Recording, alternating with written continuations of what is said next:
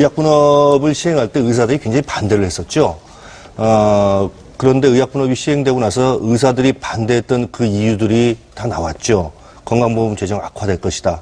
그러면은 정부는 거기에 대해서 자기 스스로 잘못된 정책을 한 거에 대해서 반성을 하고 정책을 바꿔야 됨에도 불구하고 계속 미봉책으로 일관해 왔습니다. 사실은 포괄수가제 이 부분도 그거의 일환이 아닌가 싶습니다. 자, 문제는 포괄수가제 강제 적용이 됐을 때 분명한 부작용이 나타납니다.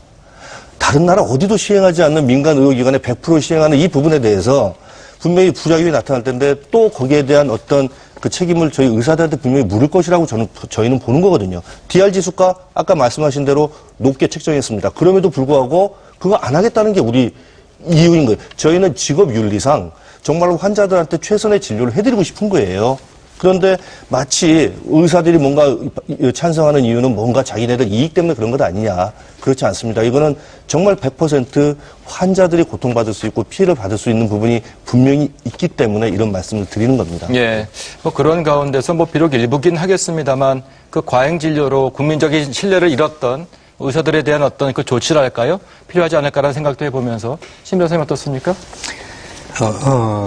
결국은 이제 이 부분이 아까 우리 협회장님 말씀을 하셨지만은 그동안에 의사들의 행위별 수가제라는 거는 양으로 진료를 할 수밖에 없습니다. 진료 수익을 확보하기 위해서는. 근데 이제 이 포괄수가제로 가면서 양에서 질로 환자를 치료할 수 있는 기전이 마련되어 있어서 환자 입장에서도 득이 될 수 있고 의료인 입장에서도 득이 될 수가 있습니다. 제가 이 간단한 도표를 한번 보시면 우리나라가 그동안에 의료 기술료가 한 66%고 약재비 비중이 29%입니다.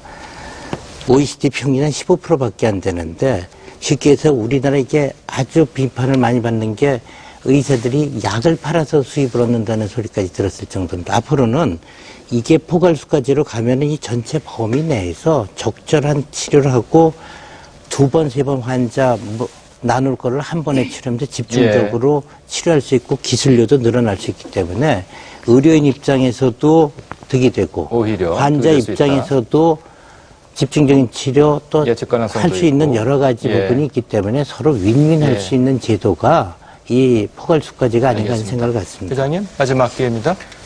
네. 참 반성을 많이 해야 될 것 같습니다. 의사들이 그동안 국민들에게 많이 신뢰를 잃었기 때문에 지금 오늘 이런 논의도 있고 포괄수가제에 대한 오해도 많이 불거진 것 같습니다. 그 부분에 대해서는 의료계가 깊이 반성해야 된다고 생각하고요. 다만 한 가지 왜 과잉진료, 의료 과소비가 생겼는가? 거기에는 원가 이하의 강제된 저수가 이것이 근본적인 문제가 됐죠. 원가가 1,000원이 들어갔는데 소비자에게 739원을 받도록 강제하는 것. 그러니까 의사들은 이 문제를 근본적으로 했는데 이것을 그동안 방치하고 계속 추가적인 검사나 치료 그런 것으로 보존을 해온 것도 사실입니다.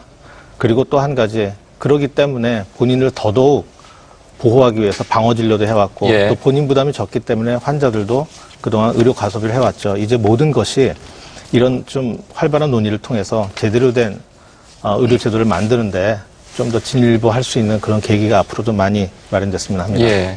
현 교수님? 네. 저는 마침 좋은 장소라고 생각을 하는데요.